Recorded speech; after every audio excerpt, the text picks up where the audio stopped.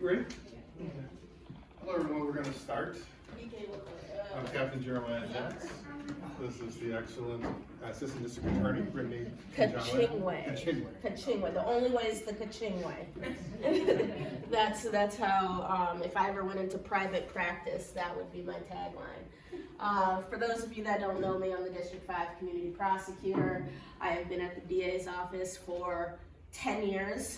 I've started general crimes misdemeanors, general crimes felonies. I was in the drug unit, the gun unit, and I've been at District 5 for about 3.5 years now. Do I use this thing? Yes. Ooh, this is nice. This is fancy. Down goes to the next one. Down, but okay. So I'll just go over, if you don't really know like what the community prosecutor does, I'm going to give you a little bit background on that, and then some of the things that I've worked on this year. As you all probably might know, that we no longer have John Chisholm as the DA for Milwaukee County. He retired last week. We have a new district attorney as of Monday, Kent Lovern. But the community prosecution was founded by John Chisholm back in 2006. He had taken the platform from maybe a few other places, but everybody comes from all over the state, all over the U.S. to learn about community prosecution from Milwaukee County and what John set up in the community.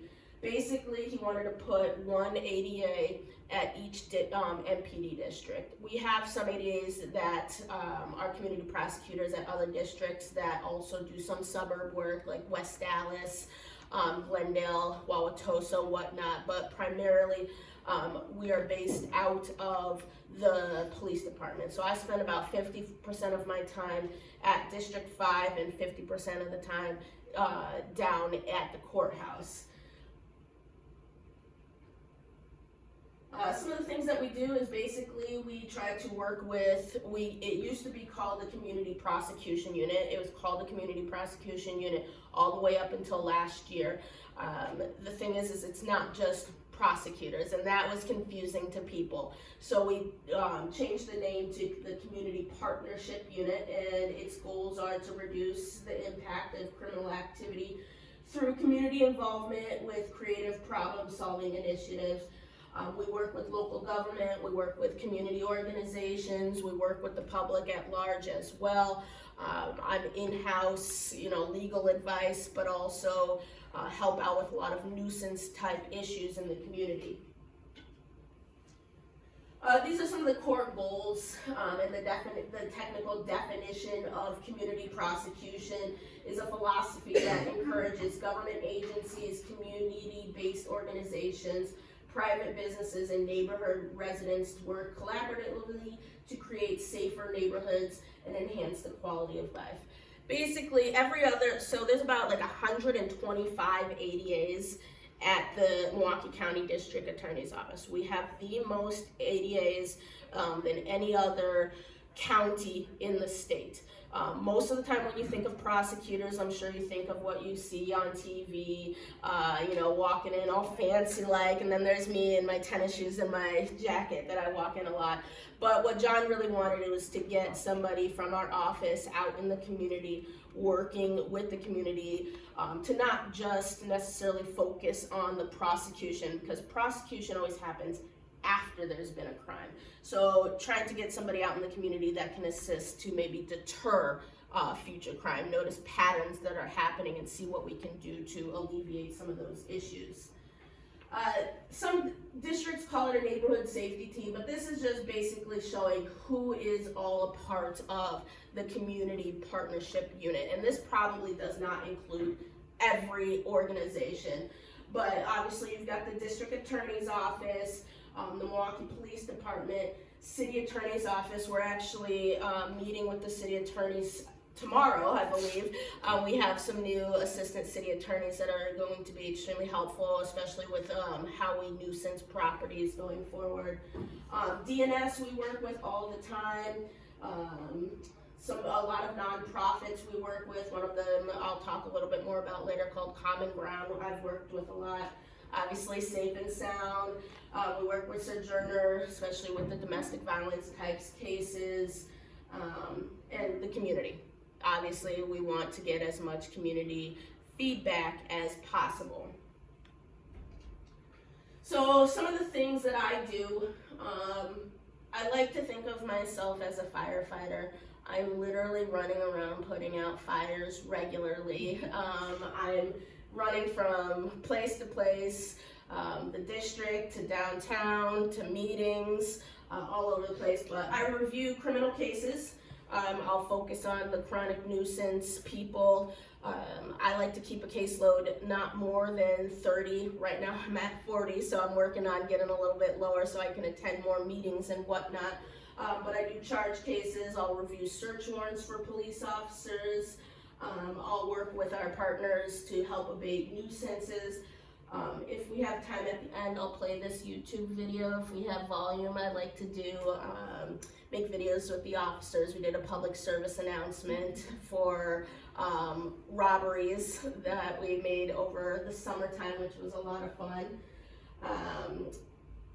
I focus on high value targets. Those are going to be your chronic nuisance people and your chronic nuisance places. Chronic nuisance people can be anywhere from somebody who has, substantial drug issues and are stealing, burglarizing, stuff like that, or it can be your extremely violent people who are involved in guns and drug dealing. So yes, this is just another review of what I specifically do. Each district is different because each district has their own different issues. I know that District 2 in the past has had a lot of prostitution issues, so the ADA who is down there focuses a lot on that. I work a lot with, what do we call them now? They're not Captain's Car or Captain's Car's burglaries, but they're not the AGUs. Violent crime reduction team. I work with them a lot because of my background in prosecuting guns and drugs. So I'll review their search warrants. If we have somebody who's a chronic repeat offender or a specific location that is a chronic repeat offender, I will review those cases just given my background. Again, I look at a lot of search warrants and deal with a lot of nuisance type properties. As I stated, we do have some changes in the district attorney's office. Once the top person leaves, that means a lot of people have to shift upwards. Our new DA is Kent Lovern. Our new chief deputy district attorney is Jeff Altenberg. And the new deputy district attorney in charge of the CPU unit, her name's Ann Lopez. She has been at District 2 as the community prosecutor for years. So it's very exciting that they got to move up. You're not going to notice a whole lot of change since Kent has been in the office for as long as he has. We still have the same mission, and the transition has gone very smoothly so far, at least from my perspective. Oops. It's down. All right, so I just want to go over some things that I did this year, some things that I focused on. I break it down into place-based and person-based, so I'll talk about some highlights for place-based and then some on person-based. So as some of you know that I work on regularly are pre-nuisance letters. I've been doing that for about 3 years now, trying to keep track of it. Basically, what we do is every single day I get a daily briefing that will talk about the violent crime that has occurred in District 5 that day.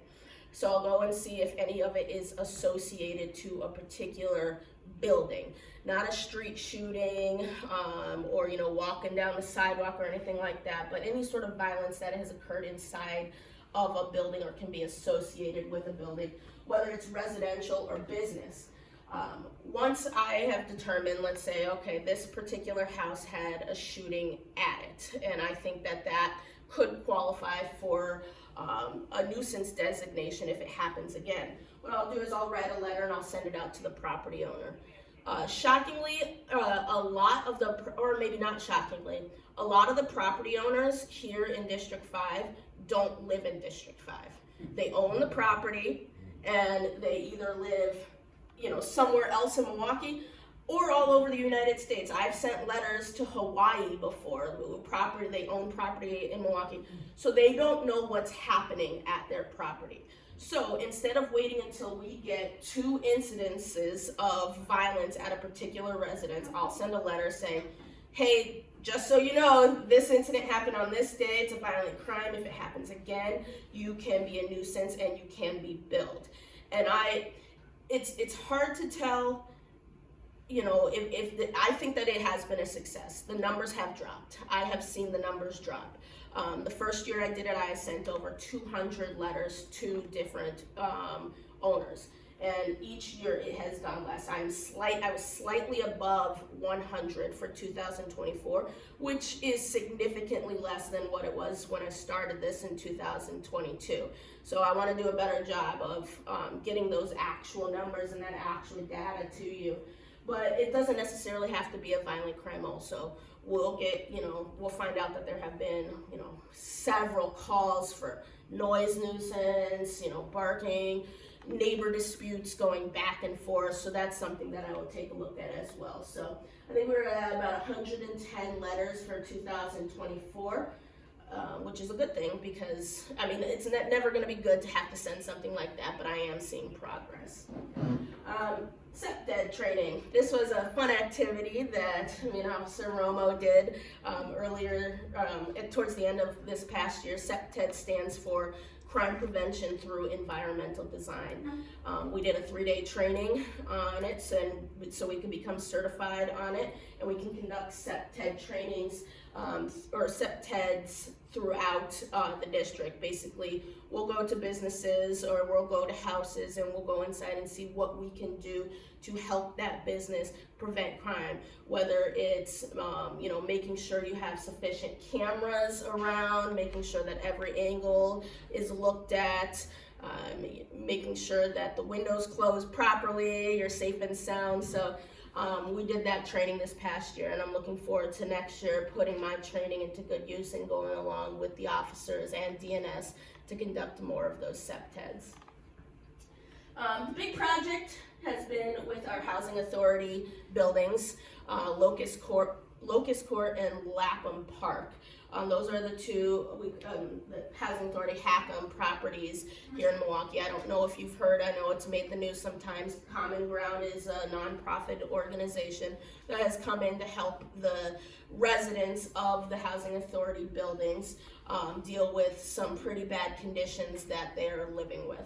So we have constantly met with several, maybe once a month we meet with a member of Common Ground and the residents at Locust and Lapham Park and discuss ways that we can make their properties better living, less crime, less violence, less drug dealing. We've done SEPTEDs. Now we're going to start working with the city attorney's office and holding management of these buildings accountable for some of these conditions where people are just trying to live and have to suffer through different violences throughout the year. So we hope to continue with that mission into the next year.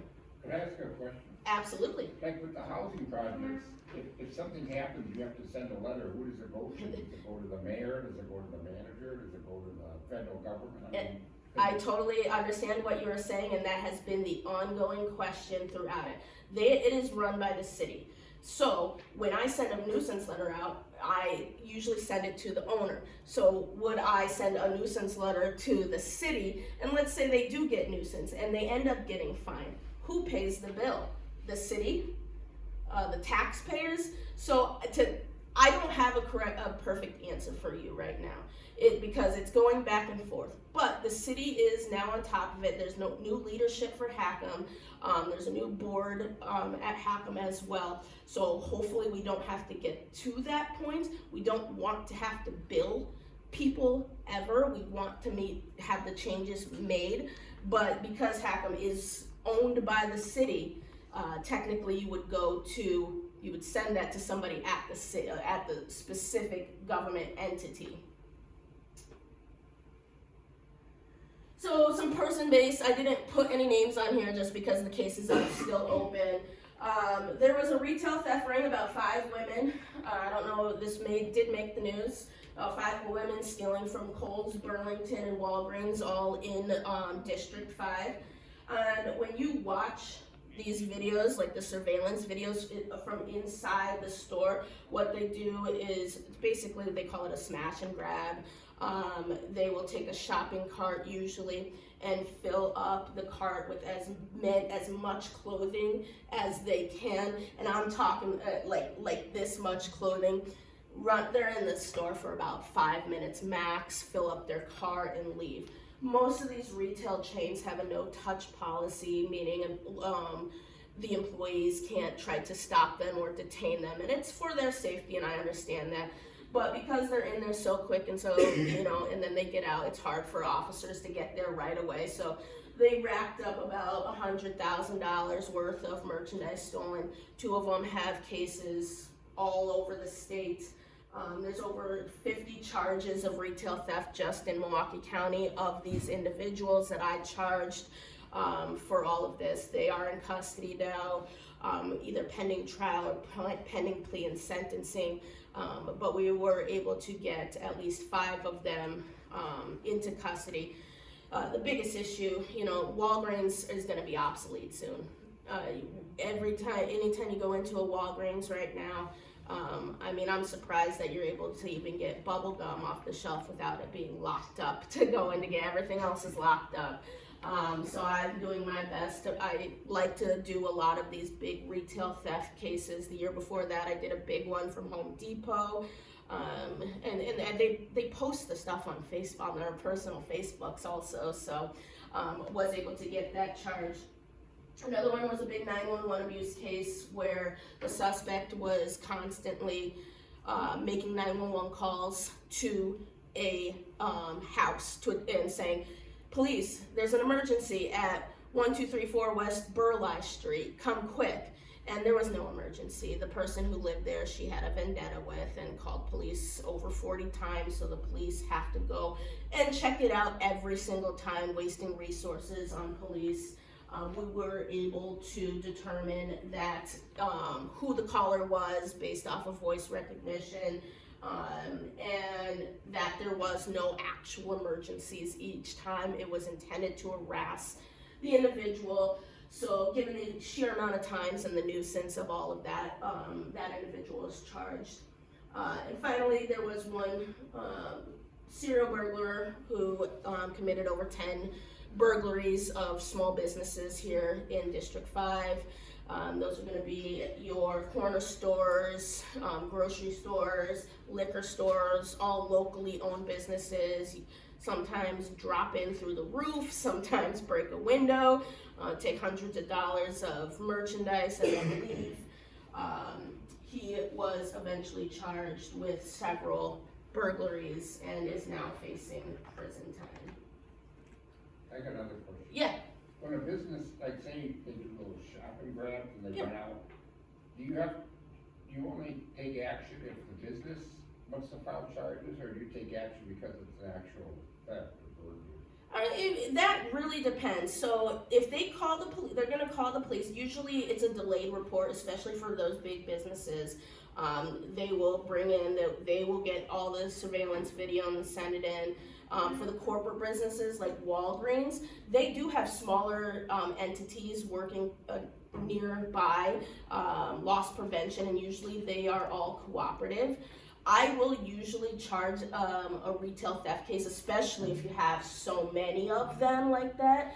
But if it's a smaller one and they're not really that concerned about it, then I might not. But if we're getting to like hundreds of thousands of dollars, I will find somebody who is cooperative at that business, because they're not going to stop at that business. They're going to go to another business, and it's going to continue to have our police officers respond to retail thefts when they could be going, doing other stuff out in the community. So there are times when we have victims for any crime that are going to be uncooperative. I'm going to say, I do not want to press charges. And at the end of the day, it is going to be the DA's decision whether or not charges are going to be issued. We take into consideration very much what the victims say, the type of the crime it is, but sometimes even if they don't want charges, the crime itself might warrant that we have to still issue charges. That happens a lot in our shooting cases, domestic violence cases, high felony level cases. So yeah, we've got some stuff going on that I'm going to be working on this year, trying to close some cases so that way I can get out into the community more so this year. I have some trials coming up. I have a caseload of about 40. Most of them are going to be guns and drug cases. And those are, like, when I say drugs, delivery level amounts, cocaine, fentanyl, heroin, the guns with the switches that convert them into machine guns, stuff like that. I'm going to be working on that this year. Any other questions? Yes? Not exactly a police issue, but they've been working on a pole, putting something way up at the top on King Drive, just north of Burline. What's going up there? I have no idea. I might defer. Does any officers know what's going on? Yeah. Just checking to see if it's another surveillance thing. Oh, yeah, no, I am not sure, but, one other program that I just thought of that, if anybody is ever interested in getting some more information on is we have a restorative justice program at the district attorney's office. Basically what that means is if you are a victim of a crime and you choose to opt into this program, you do not have to, we can set up a sit-down meeting with you as the victim and the suspect. I've heard for some crimes, people want to do that. Sometimes the kids stealing the cars, have a sit down and let them know how this has personally affected your everyday life. Sit down and look the kid in the face and tell them that. Obviously, there's going to be some crimes where we're not going to do that, any sort of assaults, violent crimes, guns related or whatnot. But that is an option if you know anybody that might be interested in doing something like that. All right, any other questions for your local district attorney? No? All right, well, thank you all for braving the cold and coming out here.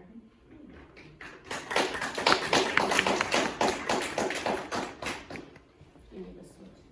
Nope.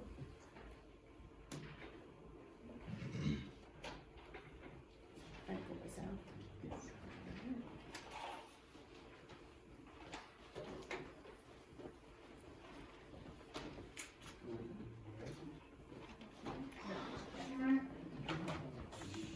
Oh, yeah. No brace. No brace.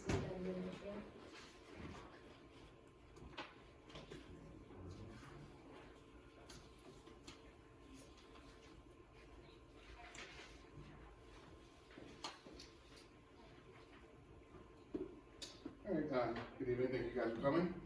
I'm Captain Jeremiah Jack, so this is kind of almost going to be like the November to December, but also you have the end of the year numbers for D5 and our crime stats. From November to December, we had one homicide each month, there's really no change in that. Our sexual assaults are down by 100%. Robberies are slightly up by 15%. Aggravated assaults down 5%. Human trafficking, there's no change. Our total violent crime for the month of December was down 6%. The burglaries have been down in December. That's been to the good work of the police officers, especially at nighttime patrolling the areas to making sure there's keeping these suspicious people away. Our thefts, unfortunately, have risen to 8%. Our auto thefts were down for the month of December, down 24%. Our arsons didn't change, and our total property crimes are down 10%. And what's called Part 1 crime, which are all of these categories together, is down 9% for the district. Our non-fatal shootings, we had one additional shooting in December than in November, so we had a 20% rise, and our carjacking stayed the same at 4. But year to date, our numbers are a lot better. So overall, over the course of last year, from 2023 to 2024, we had a lot of significant improvement in dropping crime numbers throughout the district, but throughout the city as well. A lot of that comes from our partnerships we have with our community groups, our DA's office, our city attorney's office, and other intergovernmental partners that we work with. Proud to say, like in 2023, there were 42 homicides just in our district, which is a lot. Most cities I've been around the country, cities that have 600, 700,000 people, a busy year for them would be having 42 homicides. We had that last year. This year, we got that number down to 27. A lot of that is doing working with different community groups, trying to prevent violence, especially when things are starting to spiral out of control. Having someone go talk to them, calming down the situation so there's less of an opportunity to retaliate. Our sexual assaults are down. So homicides went down 36%. Our sexual assaults went down 27%. Our robberies, there was one additional robbery from last year than this year, and it's been kind of like a citywide issue. Robberies have been kind of up. But overall, I mean, not up, down, but not as a big drop in numbers as in other crimes. Aggravated assaults are down by 12% from last year. Human trafficking hasn't changed at all for our district, but our total violent crime is down 11%, which is pretty good. The burglaries are down 11% in our district from last year. Our thefts are down 4%, and the red numbers, so obviously the numbers that are most alarming that we have a major issue with, that I foresee we're going to continue to have that issue over to 2025, is with auto thefts. That's up by 10% in our district, and it's up overall throughout the city as technology becomes more advanced, or information sharing becomes more advanced. It was this older, sophisticated criminals who would target certain cars. Now it's kids who watch TikToks who realize, oh, I can steal the same car that the professional car thief is stealing, and now they're taking part of it too. So that's going to be a big challenge for the city over the next year or so. Our arsons were up by 4%. Every so often we get like a fire bug, but they usually are apprehended during the course of the year. Total property crimes have not been a big change. It has gone down a little bit, but percentage-wise, there wasn't much of a change. Our total Part 1 crime is down 5% for the year. Impressively, our non-fatal shootings went down 17% this year. A lot of that is from interrupting violence on the front end, dealing with those situations, getting kids to find a different way to resolve the problems, or at least having them know that, hey, we're paying attention to what you're doing, and you're going to get arrested. So, carjackings are up by 26%. That's one of the issues that we're having: car thefts and carjackings. We do have a juvenile problem, and that's been an issue throughout the entire city. The biggest issue is getting cases charged. The DA's office has been issuing more charges for these kids that work at the Children's Court Center. A lot of the issue is housing. What do we do once they're convicted? Where do we place them at? There's not as many spaces for kids to be housed when they're committing crimes. So a lot of times they get out and they don't see what they're going through. Going through the court process to them is not as much of a punishment or a deterrent as it once was. So we're still trying to figure out a way to address those issues. Let's see, let's move. So this slide right here breaks it down by your automatic district. District 1 is Alderman Pratt. District 3 is vacant. District 6 is Alderman Coggs. District 7 is Alderman Jackson. and District 15 is Alderman Stamper. It has it kind of broken down by district. I always remind people that Alderman District number 6 encompasses the entire District 5, and the other districts, Alderman districts, only encompass a smaller sliver of the section. So that's why the numbers are not equal among the districts. Each of the incidents are kind of broken down per Alderman district that covers the D5 area. Types of top 10 calls, obviously trouble with subjects. We had 289 calls last year, or last month. Welfare calls, 273. ShotSpotter, 243 ShotSpotters were reported in the month of December. I will tell you the month of January probably a little bit more because we have New Year's Day in there. So those numbers will rise next month. Weapon calls, 208. Battery calls overall, 177.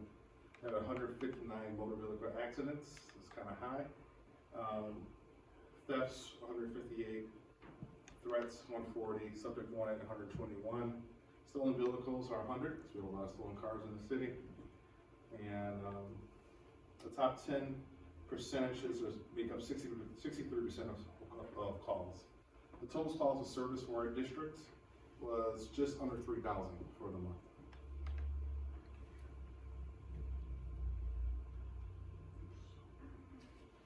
This slide here shows the homicides for the month of December. The red dot is the one homicide that we had. It happened in our Franklin Heights neighborhood. The non-fatal shootings, there were 3. They're kind of spread out between the Lucas King, Arlington Heights, and the Harami neighborhoods. Homicide was a firearm-related homicide. The non-fatal shootings, aggravated assaults, 33 have firearm-related, 21% or 21 were DV-related, and we made 17 arrests in the district related to those. As broken down by residence, street, business, and school, most of them occurred inside of the residence, followed by a street, and 6 happened at Berkeley and 1 happened at a school. Oops.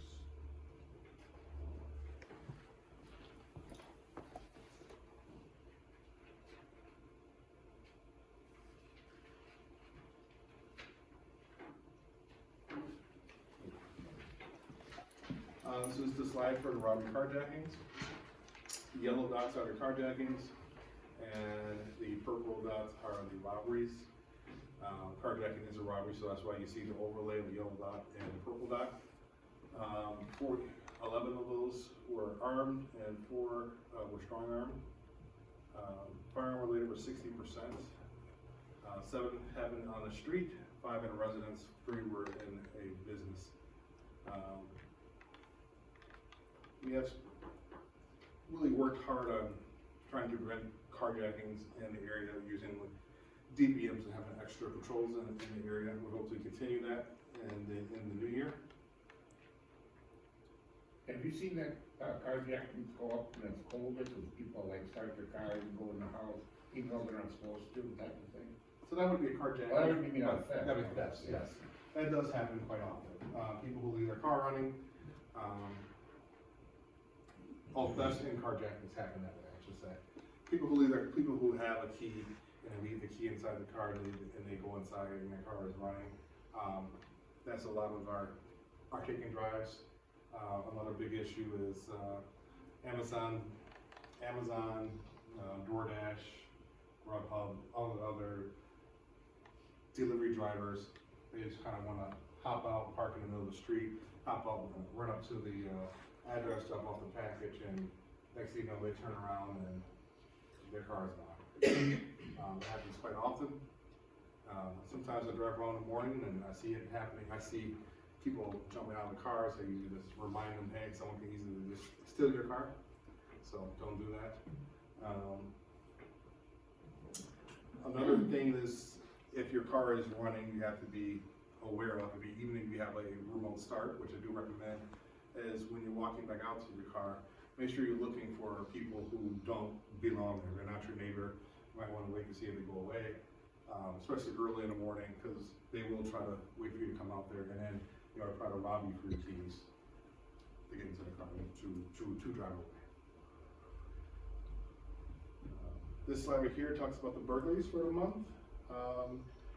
Orange dot is residential, blue is business, green is garage, and purple is the church. 10 of them occurred at a residence, 6 businesses, 5 in a garage, and 1 occurred at a church. We do have some burglars that are repeat offenders. Not the majority of them are. They kind of go around from your district area to area looking. Most of them have some type of like drug issue, but we're constantly trying to combat that to prevent that from happening. The top entry methods are broken door, the doors removed, unlocked doors, 2 were jimmied, and 2 went through the glass. Most frequently occurred on Saturdays between 11 p.m. and 1:59 a.m. and on Sundays.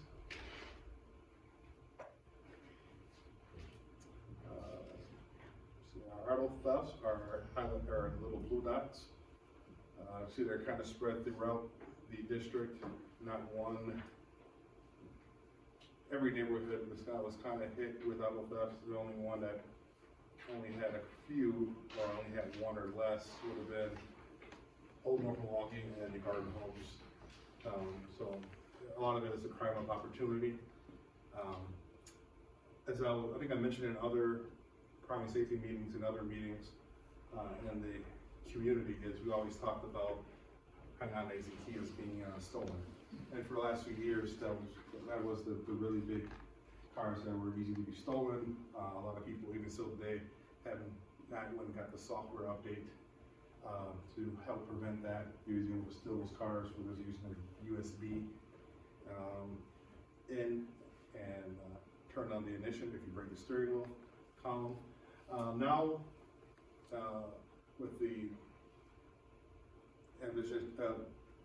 by watching TikToks and YouTube videos, we have found a way of how to steal other cars by hacking into the system, basically. Being able to open the car doors. Once you get into the car, to plug in a machine that rewrites the VIN number and can reset a key so they can steal your car. It takes about 2 to 5 minutes to do.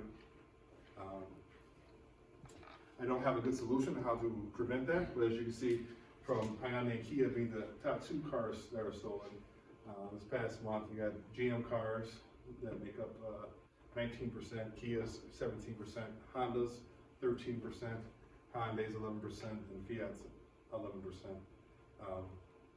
You can watch some of, you guys are members of like the Nextdoor app or something like that.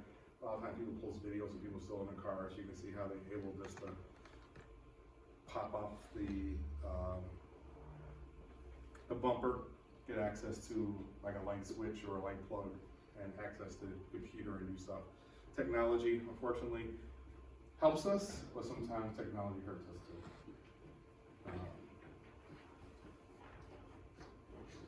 I got a question on the auto theft. Up in that Lucas King area, there's like 3 real close. Was that like from an auto dealer, or like one of those used car lots or something, or is that just coincidence that they were that close?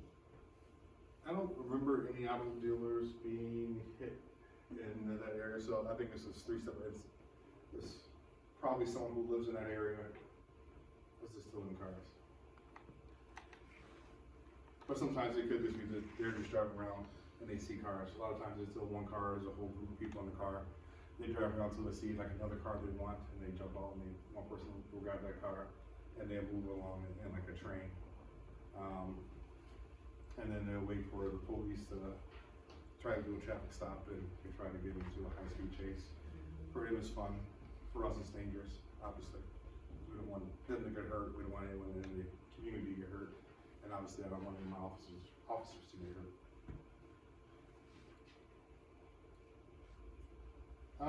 A book push that we've been having, with D5 is illegal dumping.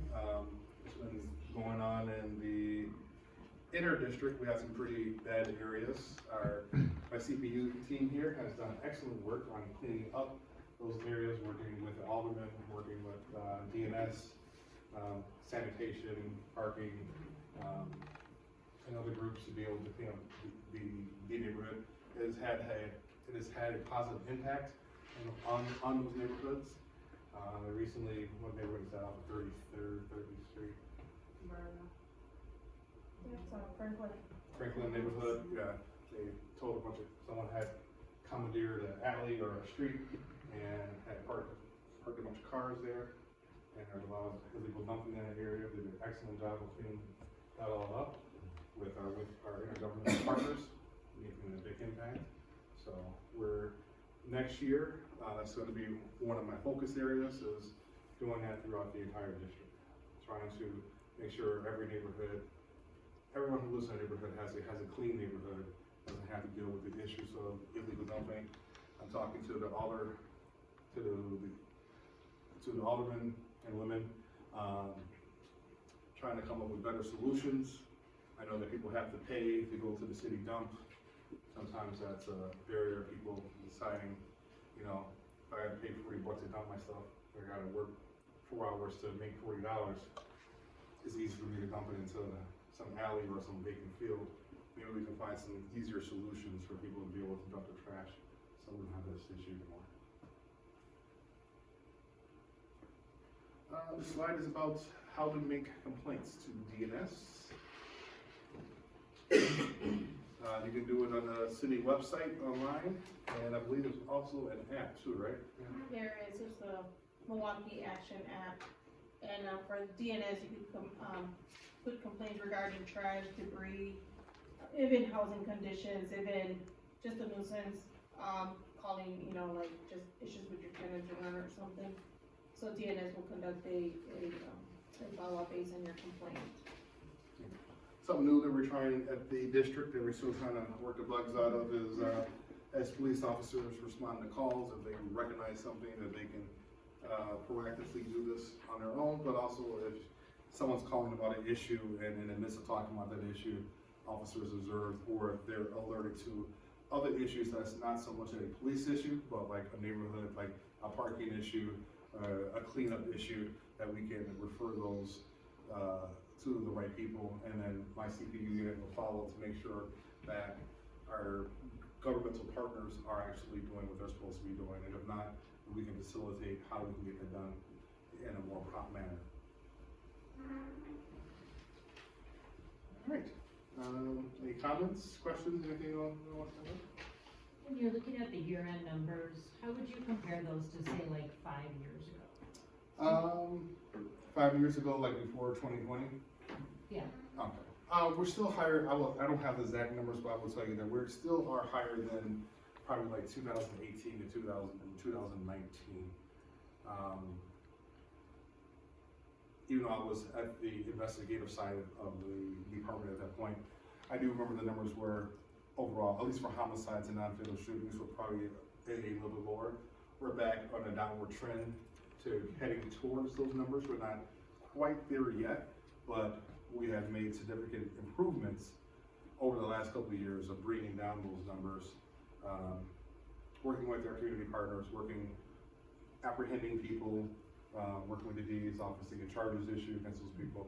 And as we remove or discourage individuals who are committing those type of crimes, it does take a little while, but then crime does start to go down. Like I said, being bad is contagious, but also being good is too. So we just have to work on being good and getting people who want to be more positive than negative. That's just our rules. Yeah. Question came up again with the, messing up the King Drive Library.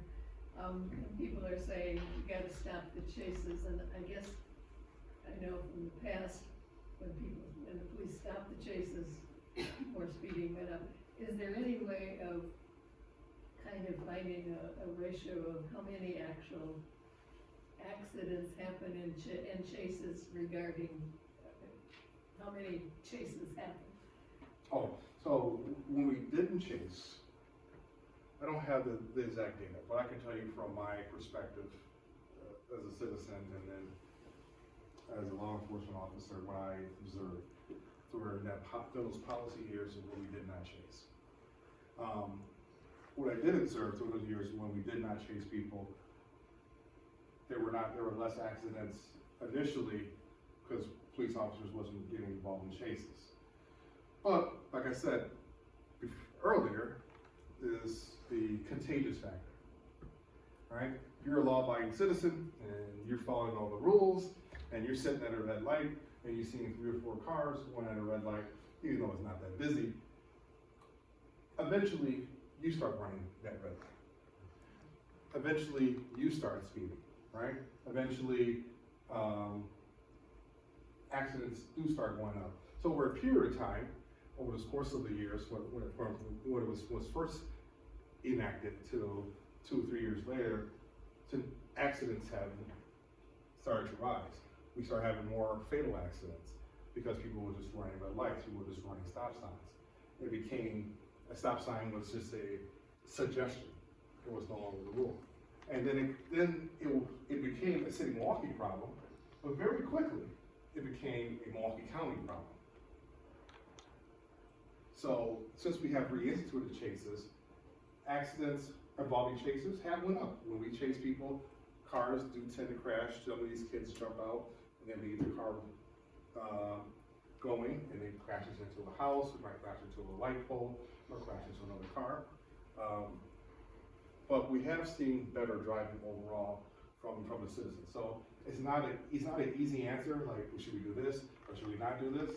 I think we do have to pursue people responsibly, and we do that. We have parameters on when police officers should chase, when they should cancel. If someone's just driving too fast and they're driving too reckless, they can self-cancel, or I trust my sergeants who are monitoring every chase to cancel a chase if they're not broadcasting their speeds, or obviously they're just driving too reckless, or the car is driving on the wrong side of the street and they're endangering lives. Okay, we just cancel and we can pick up later on. Eventually they're gonna dump the car. We can recover the car, get DNA, get prints, and try from there. You had a question too? Yeah, I thought I read or saw on TV that they're fixing a lot of lights in the city of the north side, but like tonight when I came by, half of my neighborhood had no street lights. And I don't know if they have to leave them off when they're not fixing them or something, because, I mean, I'm on 16th Street on Congress, so, and they got all these workmen there during the day, and I guess they're like reinstalling those, the types of lights that are up there. But like, there was like, oh my God, it must have been a whole 10 blocks that was just completely dark.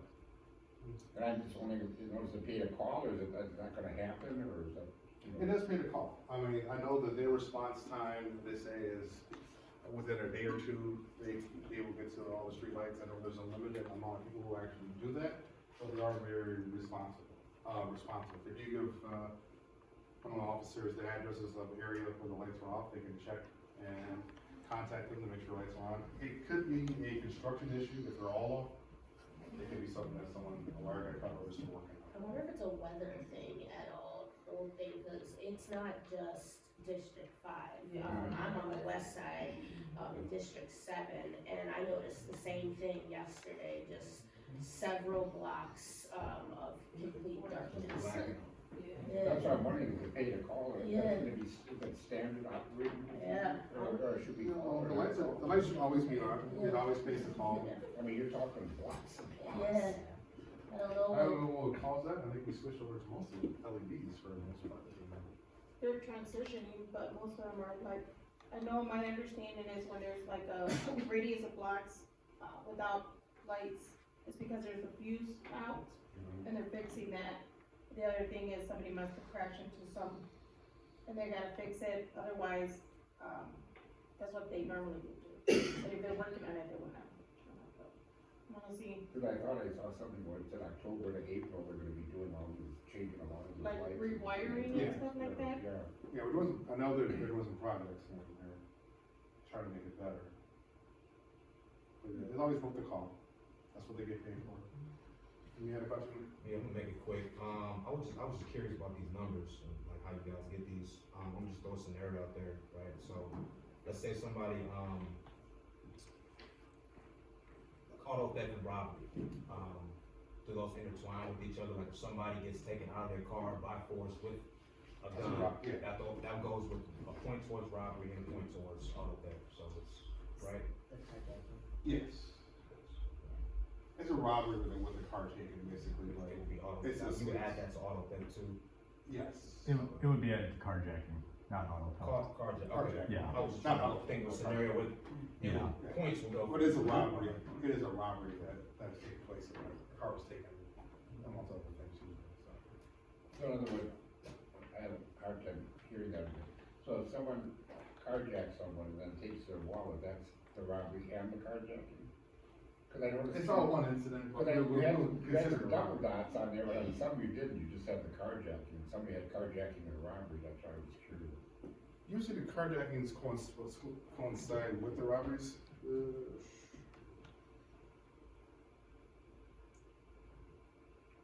So like the yellow dots here are the carjacking and right underneath it are the robberies, just cause it's kind of like one and the same incident. Right, okay. Cause some of them more and some won't, that's why I was wondering what the difference was. Oh, so the ones without the yellow dots, those are just regular robberies, where cars are not taken. Anyone else have any questions? Oh, I appreciate you guys all coming out in the cold, I know it's cold outside and it's January and it's really cold lately.